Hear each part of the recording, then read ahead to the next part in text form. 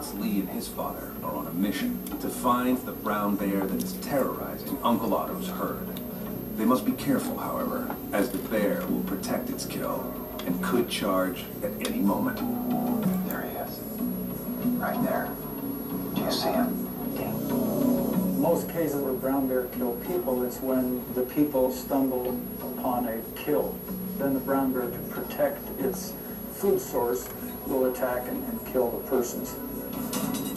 We might ought to take a pop. 1, 2, and shoot. Are you ready?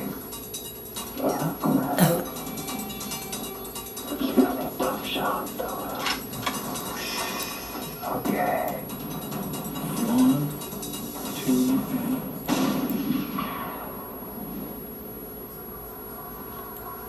Let's walk out there and just be ready to shoot again. There it is, straight ahead of you. As Otts Lee and Otts approach the kill site, there's no sign of a bear. Let's look for tracks here.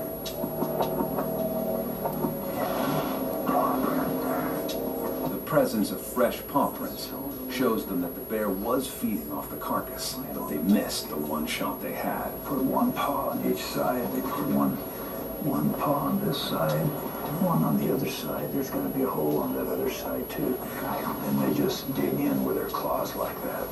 And that's how they bring them down. Maybe as much for salvage needed. Not only is Otts Lee losing hope for black bear meat, the family is losing beef to the menacing predators. They must leave the dead bull to avoid an attack from the brown bear that is undoubtedly waiting close by to protect its fresh kill. Well, we made some noise, scared off the bear. I think it's time for supper.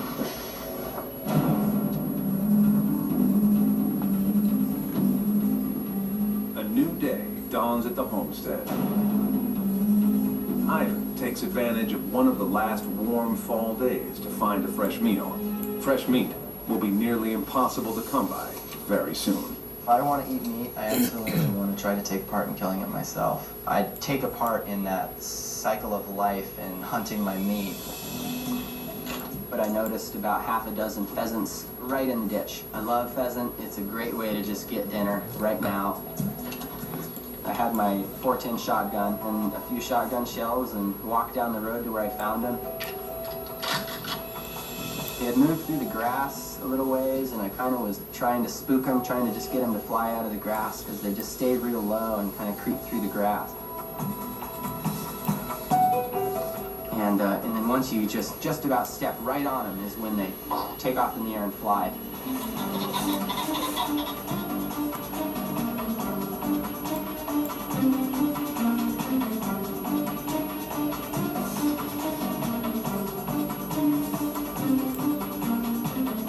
They run through the grass pretty fast, like little.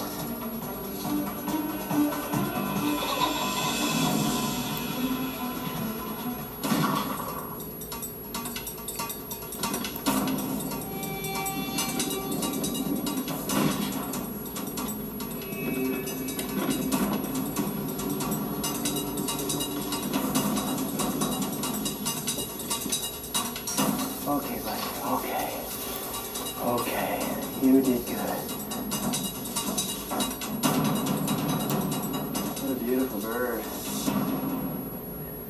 There's dinner. It's probably about a 6-pound bird. A good meal for 2 or 3 people, you know. Looks a lot like a chicken, just a little smaller. I got him on the first shot, but he was running through the grass pretty quick. I think I just winged him. I really didn't want to risk losing it in the grass and having it dying or something like that, so I shot it a second time, but hopefully that means that there's not any pellets in the meat or too many pellets in the meat. So it's a bummer to have to eat around pellets. They hurt when you bite down on them. Well, thank you, pheasant. I'll try to harvest just about everything I can from this bird. The proud hunter brings home a fresh meal to his new wife. I got one. It's a male. Oh, nice. Wouldn't those make cool earrings? Oh, yeah, this is gorgeous. Wow. Ivan and I grew up together. I I've known him more or less as long as I can remember.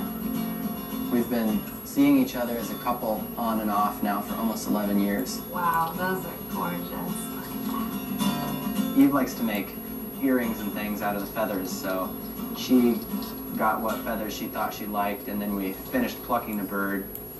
Oh, that's where he got shot. It's important right after you kill an animal, you always want to clean it. Everything that's inside of it, the heart, the lungs, the intestines, all that stuff, you clean it out because that can spoil the meat. And some of those things you can save and eat them, like the gizzard and the heart. It's good meat to add along with it and stew it up. Perfect. Dinner time. We ended up baking it in the oven and some carrots and potatoes. It's ready. Oh yeah, looking beautiful. There's something about an Alaskan man that you just can't find in anywhere else. They're just capable, adept, ingenious, original. I don't know, there's something about it, and it's hard to find that kind of man. Oh honey, this is delicious. Perfect.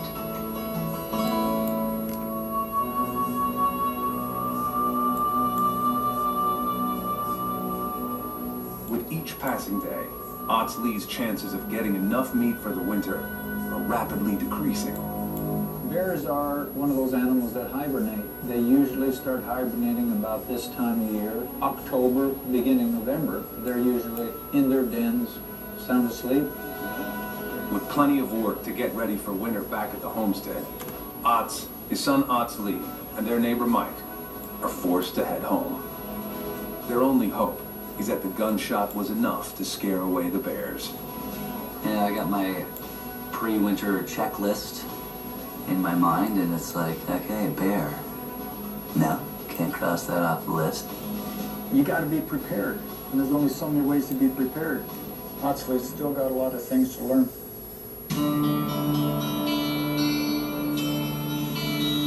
Facing hay shortages, dead cattle at the head of the bay, and a rapidly approaching winter, Otto must explore all options to provide meat to his family. Waysa, she's been in the family for 16 years anyway. It's pretty old for a cow. She's been our milk cow. Waysa, come here. Come here, girl. Waysa means orphan in German. She was born a year before my wife and I were married. She's given us many fine young calves. If you're milking a cow, you're married to that cow. And it's like every morning at 7 and every evening at 7. I have a pretty special bond with her. Otto knows that the chances of Waysa making it through another brutal Alaskan winter are slim. I don't know if she's going to make it through another winter, and I'm thinking I don't really want to let her freeze to death, starve to death. She got so skinny last winter. I don't want to see her suffer. Yeah, you know, and even if she makes it through the winter, you can't put her at the head of the bay because, you know, a bear will get her as old and slow as she is, so. I'm just personal with the cows. The more you've had it, she's like a pet. You don't really think about eating your pets, you know, and she's about halfway pet. But It's one of those things, you know, you hate to do. I think Otto is getting more sentimental as he gets older. He certainly has a special affection for old Waysa. come on, girl. Come on. I think it's more a matter of respect. That's a hard decision. We need the meat, but if an animal dies and you haven't slaughtered it, it's questionable if that meat will be good. Just don't eat an animal that's died on its own.